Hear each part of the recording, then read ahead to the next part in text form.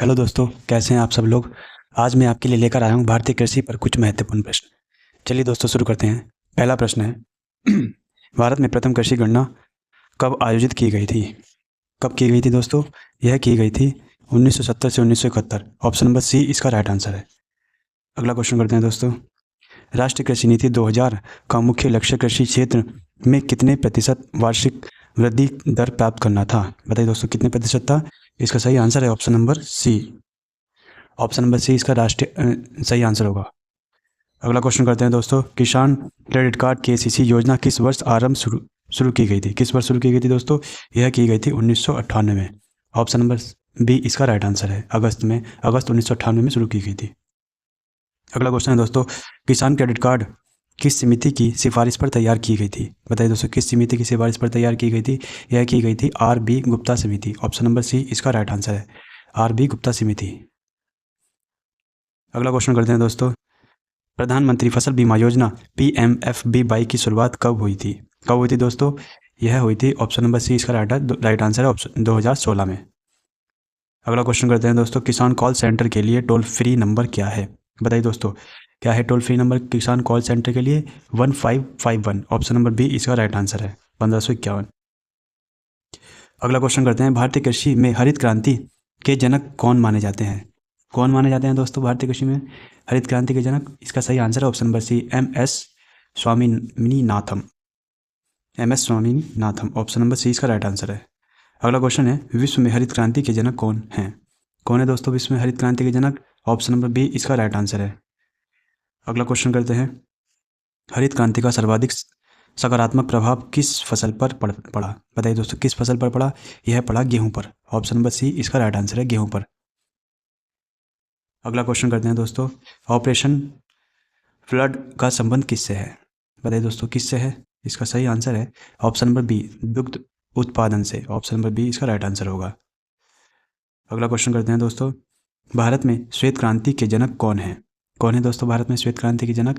Doctor Varghese Kurien. Option number B इसका right answer है दोस्तों। अगला क्वेश्चन करते हैं। नीली क्रांति किससे संबंधित है। किससे संबंधित है दोस्तों नीली क्रांति? यह है मत्स्य पालन से। ऑप्शन नंबर बी इसका राइट आंसर होगा। अगला क्वेश्चन करते हैं दोस्तों। पीली क्रांति का संबंध किस क्षेत्र से है। किस क्षेत्र से है दोस्तों? यह तिलहन उत्पादन से। तिलहन उत्पादन से। ऑप्शन नंबर ए इसका राइट आंसर है, तिलहन उत्पादन। विशेष रूप से सरसों और सूरजमुखी के लिए पीली क्रांति तिलहन उत्पादन होता है। अगला क्वेश्चन है दोस्तों।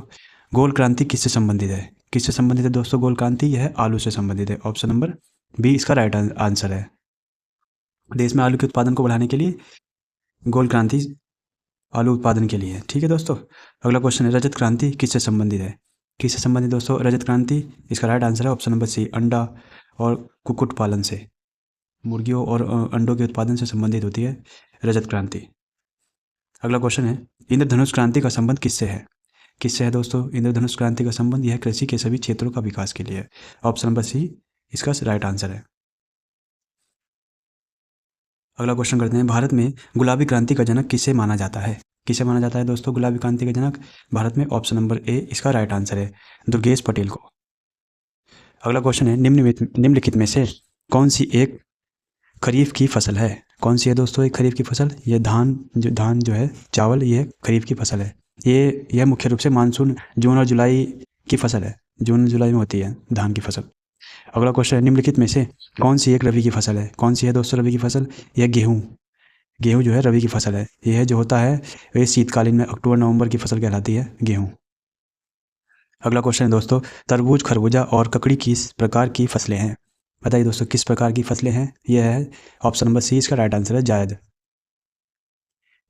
इसका सही आंसर है जायद। यह जो है मार्च और जून के बीच उगाई जाने वाली फसलें हैं, जो मार्च और जून के बीच उगाई जाती है। अगला क्वेश्चन है। भारत में किस राज्य को चीनी का कटोरा कहा जाता है। किस राज्य को कहा जाता है दोस्तों? उत्तर प्रदेश को। उत्तर प्रदेश को चीनी का कटोरा कहा जाता है। गन्ने का उत्पादन यहाँ सर्वाधिक होता है उत्तर प्रदेश में।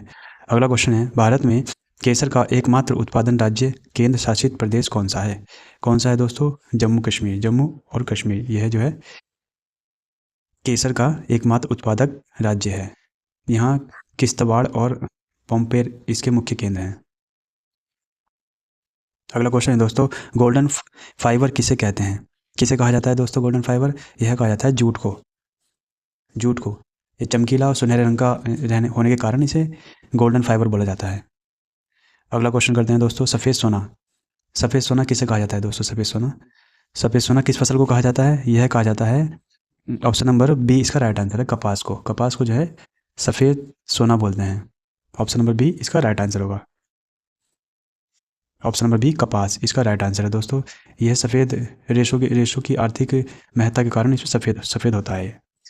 अगला क्वेश्चन है दोस्तों, मसालों की रानी किसे कहा जाता है? किसे कहा जाता है दोस्तों मसालों की रानी? इलायची को। इलायची को जो है मसालों की रानी बोलते हैं। ये कहाँ होता है? ये मसालों का बगीचा, ये केरल को मसालों का बगीचा भी कहा जाता है। ठीक है दोस्तों। अगला क्वेश्चन है, भारत का सबसे बड़ा चावल उत्पादक राज्य कौन सा है? कौन सा है दोस्तों भारत का सबसे बड़ा चावल उत्पादक राज्य? ये पश्चिम बंगाल। ऑप्शन नंबर सी इसका राइट आंसर होगा। अगला क्वेश्चन है, प्रति हेक्टर गेहूं उत्पादन में कौन सा राज्य प्रथम है? कौन सा राज्य प्रथम है दोस्तों? यह पंजाब। पंजाब इसका सही आंसर है। अगला क्वेश्चन है, भारत में सोयाबीन का सबसे बड़ा उत्पादक राज्य कौन सा है? कौन सा है दोस्तों सबसे बड़ा उत्पादक राज्य? Madhya Pradesh. Option number C इसका राइट आंसर है। अगला क्वेश्चन है, भारत में कॉफ़ी का सर्वाधिक उत्पादन किस राज्य में होता है? किस राज्य में होता है दोस्तों भारत में कॉफ़ी का? यह कर्नाटक में होता है। ये 70% लगभग यहाँ पर 70% कॉफ़ी यहीं होती है भारत की। अगला क्वेश्चन है, भारत में चाय का सबसे बड़ा उत्पादक राज्य कौन सा है? कौन सा है दोस्तों? असम। ऑप्शन नंबर बी इसका राइट आंसर है। असम जो है चाय का सबसे बड़ा उत्पादक राज्य है। अगला क्वेश्चन करते हैं दोस्तों, रेशम कीट पालन को विज्ञान की किस शाखा के अंतर्गत रखा जाता है? किस शाखा के अंतर्गत रखा जाता है दोस्तों? यह रखा जाता है ऑप्शन नंबर बी सेरिकल्चर।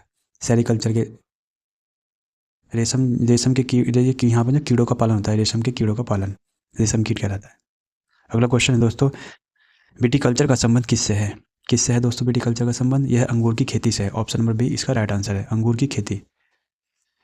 अगला क्वेश्चन करते हैं दोस्तों, वर्मी कल्चर किससे संबंधित है? किससे संबंधित है दोस्तों वर्मी कल्चर? केंचुआ पालन से। ऑप्शन नंबर सी इसका राइट आंसर होगा।